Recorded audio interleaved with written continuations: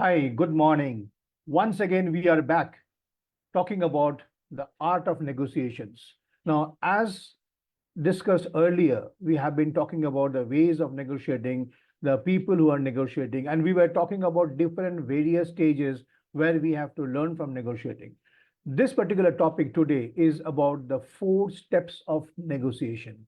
Now, what are those 4 steps of negotiation is very important because when we negotiate, we actually follow the process unknowingly. So today, process, my discussion is all about to remind you that what are those 4 steps of negotiation so that when you negotiate, you can actually understand what you are doing. So be alert, keep on listening to it. If you have any question, you can always type there while the session is on. And you will also be able to hear this after you reach your destination because I understand that this is the time that you are traveling to your offices or to your locations where you are destined to. Correct. So let me start the 4 steps of the negotiation process. The number one, preparation. So just by reaching a place and start negotiating is not actually desirable. You need to get prepared for yourself.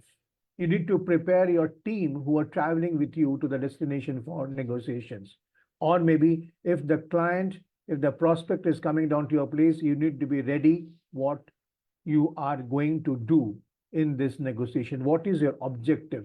And provide a strategy to base your approach. So that is what called preparation. The next one will be bargaining.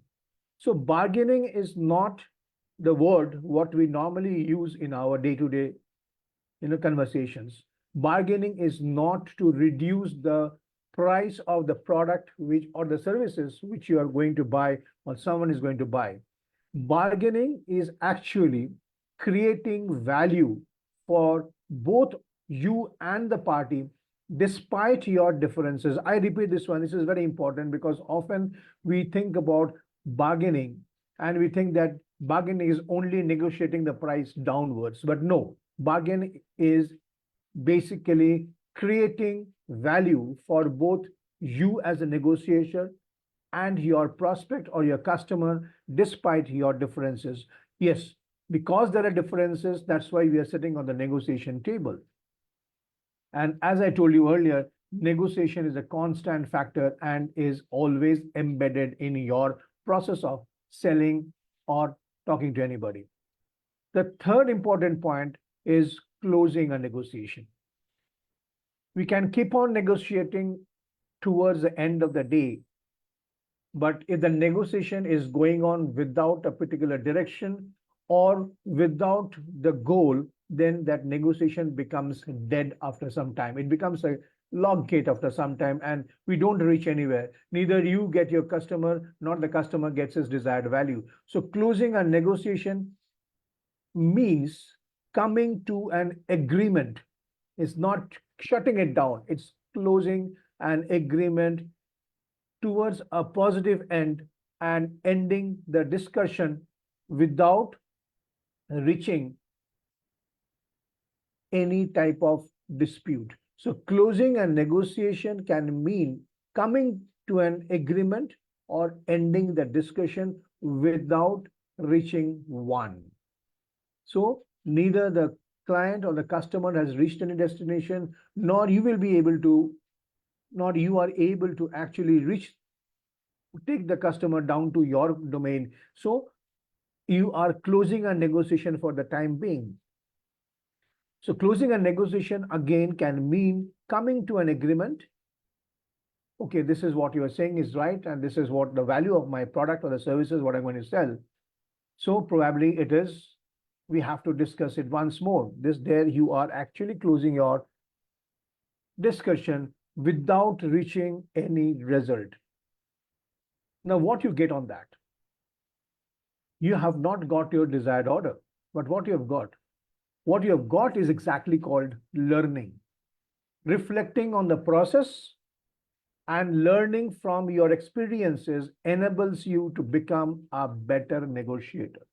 So, my dear friends, entrepreneurs, whoever on this Facebook Live, always try to understand that closing a negotiation does not mean losing a negotiation. Which sometimes we get frustrated and we try to forcibly close a negotiation by coming down with the pricing or doing some trick out anything which you don't like. No, that is not a negotiation. Negotiation can be a very amicable settlement where you are not able to agree what the prospect or your customer is wanting, but you are still closing the negotiation, which will help you to reflect on the process of learning what you have negotiated from the experiences, and this will help you to become a better negotiator next time. So you will avoid those type of mistakes later on. Now, all these 4 steps needs a lot of explanations. So let me start one by one. We will make it very short. If somebody wants to know more deeper into it, they can get in touch with us, put up your email ID or your number so that we can get back to you to discuss more details about what are these 4 steps. So the first step, what we discussed, what we mentioned today is preparation. Before entering a negotiation room, you have to prepare yourself. And what are they? The first one is known as ZOPA, Z-O-P-A, ZOPA. So what is ZOPA? ZOPA is Zone of Possible Agreement.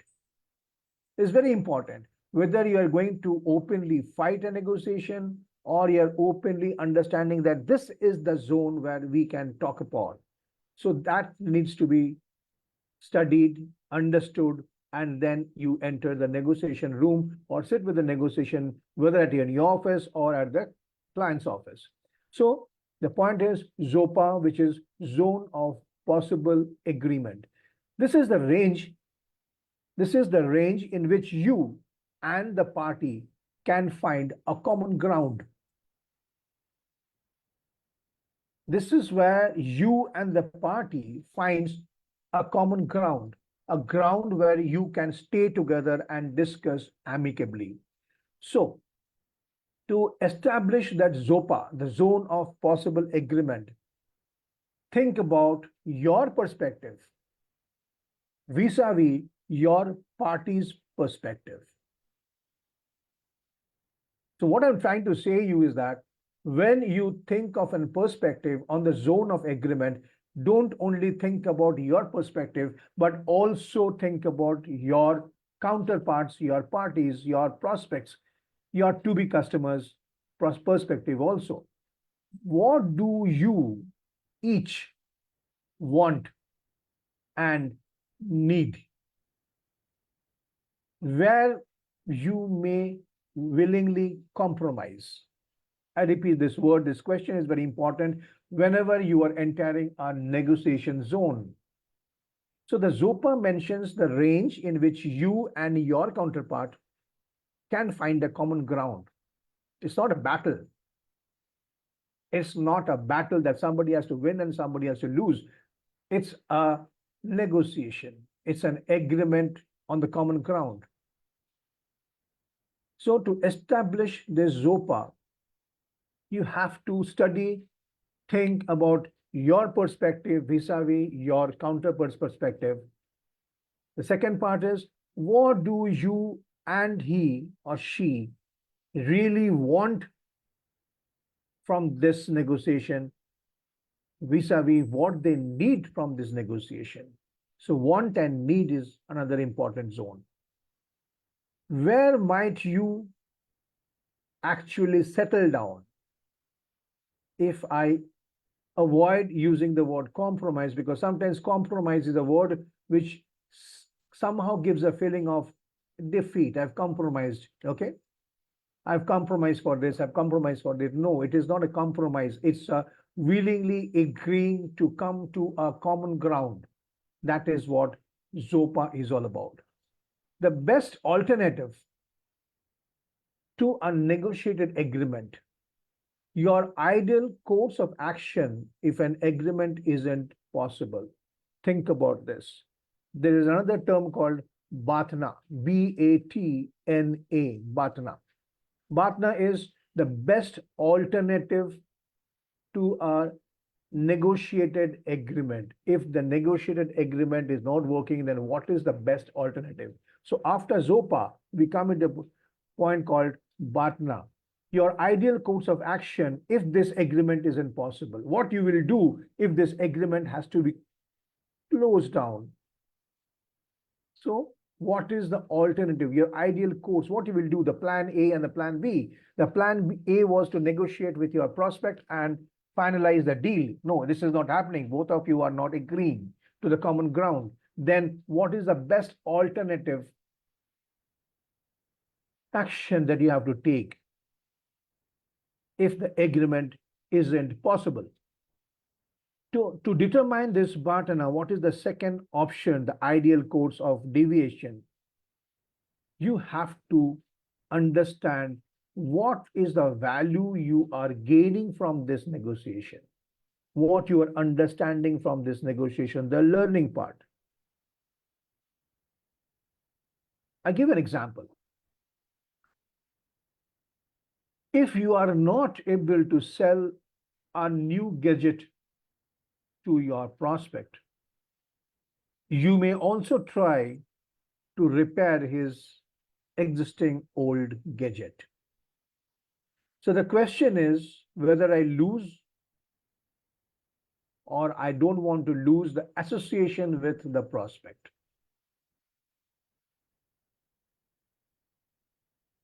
Am I clear on that? So the plan B, okay, he is not buying at my price. So let me try in negotiating whether he can repair his old thing from us. Because after all, the prospect actually buys something when the need is established, when the finance is established, that is the money, and when he has got the authority to establish the need. So money, authority, and need, these three factors makes a man.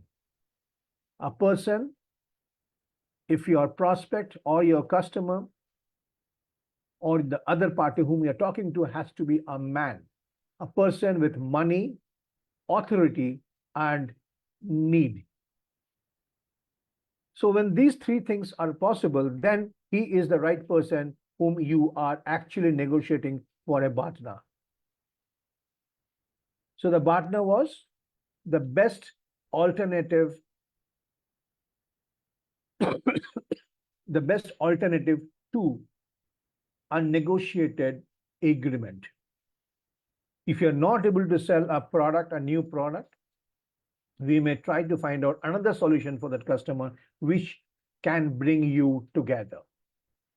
So these are different type of processes when you are preparing. So you have to prepare also for the second line of action. So to understand the second line of action, you have to understand the background of the person who is meeting you, correct? So that is very important. Walk away. While in preparation, you have to know when you have to walk away or when you have to stretch your goal. So the line where ending negotiations are better than making it a bad deal, very important, because selling is a relationship building. Negotiation should not spoil it. So prepare for that walk away. When you should walk away. That is the line where you are ending your negotiation with a good thought and a good vibe. Because if the ending of the negotiation is good, then it is always better than making it a bad deal. A bad deal means you lose the prospect finally and completely. At what point would the BATNA provide more value than a possible negotiated outcome? Very difficult, very thoughtful process. The partner comes into a position where you are ready to walk away. It just comes before the walk away. The plan A is failing and you are pushing a plan B or maybe a plan C before you finally walk away. So position your partner accordingly, where you want to position that plan A and plan B.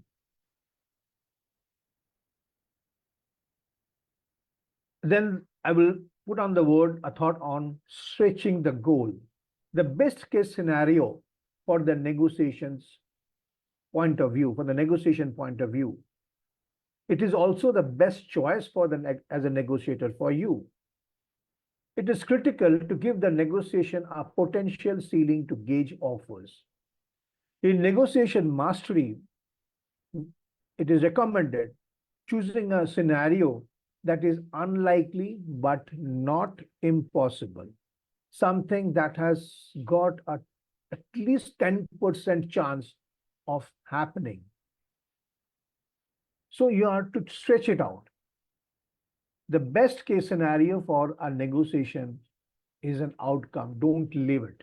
Because once you sit on the partner and you're trying to position your partner in before you walk away, that means you are mentally getting ready to actually walk away. But on the other hand, if you think of stretching the goal, finding out an outcome of that negotiation, it becomes interesting. And of course, many stalwarts in this industry who talks about negotiation tells that this is the best scenario, though it is very unlikely, but actually it is not possible. It is not impossible. I'm so sorry. It is not impossible, though it is unlikely, but it is not actually impossible. It has got a 10% chance of happening. So why leave it? So preparing in advance can improve your confidence. Step 1, step 2, step 3, step 4. You will not lose away that 10%. If you prepare, you have got a 70% chance of winning, 30% chance of using the partner or walking out of the situation with a better learning. But if you're not at all prepared, you are always in a tipsy-topsy. You don't know what to do. You have not prepared yourself. Your steps are not clear. So you will keep on thinking and reacting, thinking and reacting. You will miss the proactiveness in that negotiation. And I can tell you, my friend, the other part understands body languages because they are buyers.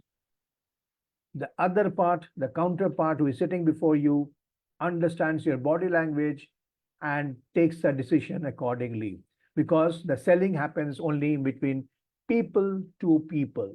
The product comes later after the relationship has built up. Okay? So this is all what is called preparation, the preparedness, which is a very, very important part when you get into the zone of negotiation. Any questions on preparation? Please put it up in the Facebook and we will definitely answer you back if you have got your, coordinates. The second part which we were discussing was bargaining. The second step, once you are ready, your preparation is gone, and the bargaining. Bargaining is which often comes to mind when thinking about negotiation. Before we think in a natural mindset, bargaining comes before we think of negotiation, as if we are going for a fight. No, we are not going for a fight. Before discussions even begin, there are three points which we have to leverage, that how the bargaining will stage out. So bargaining is automatically floating in the mind whenever we think about negotiation. We always think negotiation matlab hi bargaining hai. Not always. There can be other factors also in between it. So before any discussions begin, there are three levers. There are three levers that determine how the bargaining stage will play accordingly. Number one is engaging. How do you engage with each other? Before you start bargaining, think about engaging first. Both of you are partially known to each other or maybe unknown to each other, probably. So the first important, the crucial point is engaging with each other. Is this a friendly conversation or do you fall into an enemy territory? You need to win. Once you think that you are in an enemy territory, then you think that I have to win. No, boss, you don't have to win. You have to complete the entire process on a friendly conversation by engaging. That is who. Then it comes what, framing. What do you define or how do you define the negotiation? Is it a battle? Is it a partnership that both of you are collaborating for a particular subject? Or is it a problem that you have to solve so that your customer buys? Buying is solving a problem, giving attention to the need of the buyer. So framing, so engaging, then comes framing. The third one is how to do it, which is known as norming, N-O-R-M-I-N-G, norming. How do you relate to one another? How to do it? We have understood who engage with whom. Then we have understood what is actually the subject, what we want to do, how do you define the negotiation? Is it a battle? Is it creating a partnership, a collaboration in your business? Or we are trying to solve the problem of the buyer? Because buying is actually solving a problem. Selling is actually solving the buyer's problem. So what is very important? Then comes how to do it. How do you relate with one another? What behaviors are actually established that categorize the negotiation? You typically define these points in the first few minutes while talking. When you understand or you watch the body language of your prospect, you will automatically understand that how you need to engage. If you do it very minutely, and of course, practice is very important. Practice, practice, and practice. That makes you a more softer buyer. So negotiation is not a very big battle. It's not about winning. It is about collaborating and selling something which will be helpful to the need of the buyer. A very important point which normally people do not take care of. In a negotiating room, maybe in a negotiating room, or maybe when the client is dropping down into your chamber or in your conference hall, or maybe you are getting inside the customer's domain, the customer's office, the customer's boardroom, he has called you to the boardroom and then you want to discuss. Do you discuss or maybe do you greet each other warmly? We always shake hands, that is true. But actually, do we do it warmly? Do we make a small, out of the way talk? Or is there an immediate tension which is burning inside your body? It is trying to come out. How do you actually mention negotiation? What norms do you imply during the conversation? This is the first impact. The first impact is the last impact. एक कहावत है ना, पहले दर्शनदारी बाद में गुण बिचारी. That's what it is. So when you are entering somebody's premises or somebody is coming down to your room or to your boardroom, greet each other warmly and have a small off-the-way topic.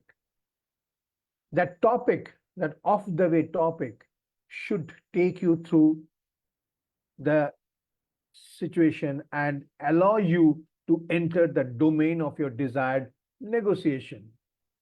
In that way, what happens, you are saved from that immediate tension barrier, which is boiling inside yourself, that I have to win it. Sometimes we feel that how the customer can want this price. So it's a desire, wanting a price, wanting a better subject. It's a desire, it's a wish. So your counterpart or your maybe, what will I say, your prospect, your customer will have different type of preferences, different type of expectations. And these are all part of it. So when a person comes with a different perspective, a different preferences, a different type of risk tolerance, which is very important word, a different type of risk tolerance, and also time limit. Remember these four factors, with the different preferences, different expectations, risk tolerance, and time horizon. These four things has to be checked out and make the system a very concrete and short, crisp and short, because you have come here, the bargaining oblique, the negotiation is actually creating value for both you and your counterpart, despite your differences. Differences है, इसीलिए तो negotiation table में बैठे हैं. So जब differences है और हम लोग negotiation table में बैठ रहे, that means we are trying to create value for each other within the limits of the preferences, the expectations, the risk tolerance, and the time horizon. Then immediately we go back finding the ZOPA, the zone of possible agreement, followed up by the BATNA, placing the BATNA where it is, thinking about walk away or no, not walk away, learning it out. All those things happen. So it requires finding the ZOPA and walking within the space to claim the value needed to make the negotiation worthwhile, valuable. There is a saying on this. There is a fundamental tension in between creating and claiming value. It's a long subject. So today we will not get into that. What is the tension? What is the fundamental tension between creating and claiming value? Are you creating value or are you claiming value? Negotiation isn't one or the other. It is both. A very important line to think about, to wonder about what it is. There is always a fundamental tension about creating values vis-a-vis claiming values.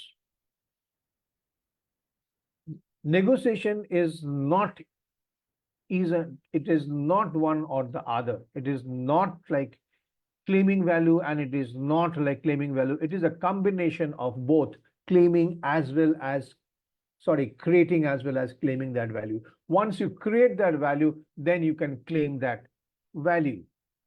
You can always sell a product which has got a very high value, currency value. But is that product valuable for me, useful for me? That needs clarification. So this is the second point after the preparation and when you get into the bargaining.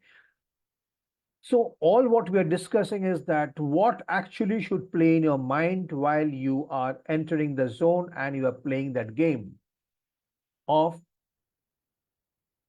creating and claiming value between both the parties. That is very important. In the third point, we come to a word called closing. The third step of the negotiation is closing, either coming into an agreement or ending the negotiation without reaching any destination. Closing can be of two types. Either we come to an agreement and sign off against each other in favor of each other, and we do it. The second one is ending the negotiation without reaching the destination. But in both the cases, my dear friends, need to shake your hands warmly. Very important.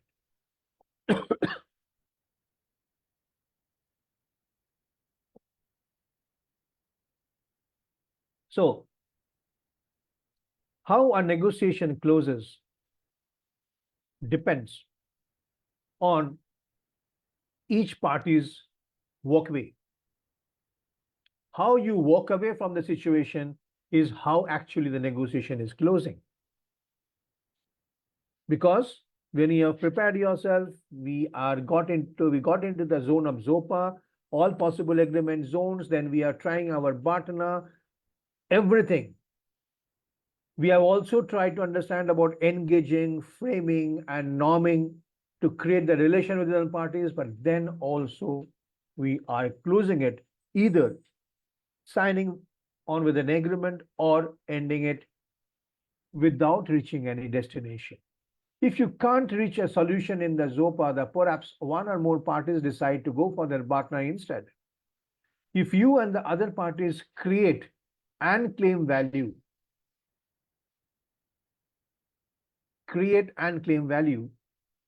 possibly you may strike a deal. Now, the point is, whenever we are discussing this, there are no situations in the world, there are no situations in any circumstances which are 100% correct, 100% right. There is always a process which we follow to reach as near to our destination. The point is, if we follow the process, we are easily moving towards the destination. When we are not following the process, then probably we are swimming to an unknown destination and just thinking that this should happen without understanding why it should happen. That means we start claiming the value without even creating the value. That is where the difference is all about. I come to a situation where it says, no, it is not possible. The negotiation has not ended. It is very interesting when we are doing this Facebook Live and the sky is full of rains and giving a little bit cool in this thing, so we get more energized on that. So learning from your experience is very important. I have not been able to close the deal. No worries. It is not possible to close all the deals. Now, sometimes 80% of the deals are not closed, but 20% gives you the value which those 80% would have given to you. But that 80% has given you some learning which that 20% of deal hasn't given to you. So the final step of negotiation process is possible to overlook but critical to your ongoing growth. Are you growing with this negotiation? If you are trying hard to claim your value, will you grow with this? While in my career, in different aspects of different organizations, we always tried to close the deal as fast as possible because we have a monthly target, we have a quarterly target, and we have an annual target. Forget about annual target, the day-to-day target, the monthly target, the incentive-oriented target. We try to loosen down our strings and try to close our deal. This deal isn't claiming any value. It is not even creating any value, because if you sell a bag of products or a service at a value which is much below than the expected requirement, you continue to do that, thus bringing no value to your organization. So while getting into the zone of negotiation, you need to understand how far and why so far. How far and why so far. The third point is very important. Are we doing knowingly, or are we reacting unknowingly? Are we doing knowingly, or are we reacting unknowingly? These three things are very important when you are coming out, when you are actually in the final stage of negotiation. Understand? No two negotiations will be the same. Every time you have to tweak your four processes, your ZOPA, your BATNA, your all things every time you have to frame a dimension to it. The fundamental elements can vary. The scenario can vary, the people can vary, the finer details can vary. For example, the emotions, everything will vary. But what remains constant is your preparedness. What remains constant is your bargaining approach. What remains constant is your ZOPA, followed by your BATNA. What remains constant is closing negotiation, your warm handshakes, and your welcoming talk, which is a non-subject oriented talk, and then getting into the part. These body languages remains constant. So reflecting in these processes actually enables you to get to know yourself better as a negotiator and integrate your learnings to your next negotiation. So whatever we do today, we actually use the result in the next episode. Whatever studies we have done in schools or in our colleges, we are using those, whether it is the certificate or is the knowledge, or maybe the circumstances, you use that in your current life of work, right? So people invest in schools and colleges to get a certificate so that they can enter this world of job, negotiating, and all those things. But no person who is not investing himself in understanding how the negotiation works, and he has to invest more time in that, knowledge in that, then only it helps him to become a better negotiator. So the more you practice, the more you become better. In this case, what happens? There are different skills a person comes with. So what skills that makes you more successful is another session, is another topic. What are the skills which makes you a better negotiation? Because even after learning the four steps of negotiation, the reasons of the negotiation, the salesperson versus customers, what we have studied on, what we have discussed on the previous episode, skills are also very important. Because even after learning the negotiation process, negotiations can still feel intimidating. To gain confidence, you have to develop the skills that great negotiators possess with them. I will just take one point today. The best negotiators are the best communicators with a very high emotional intelligence. The best negotiator which you can be is a person with a strong communication skill. They are the very strong communicators, very clear communicators, and with a high emotional intelligence. Now, there are studies how to understand what is your emotional intelligence quotient. If you're interested to know what is your emotional intelligence quotient, which is known as EIQ, please write EIQ in the Facebook. We will get back to you with your coordinates. We will get back to you in that. How to understand, how you will understand what is your emotional intelligence quotient. Okay. With this, I end of today. Signing off. My name is Kaushik Chandra, and I'm the founder and CEO of AtConnect Redefining Businesses, a part of the Action Coach fraternity. We are world #1 coaching organizations worldwide, and we see you again on next Wednesday, not Thursday. This Thursday we are traveling, so we came from Wednesday to Thursday. We'll put up on the board again next Wednesday with a very good topic, not in the negotiations, but on another topic, on a Chinese word. What is the meaning of that Chinese word?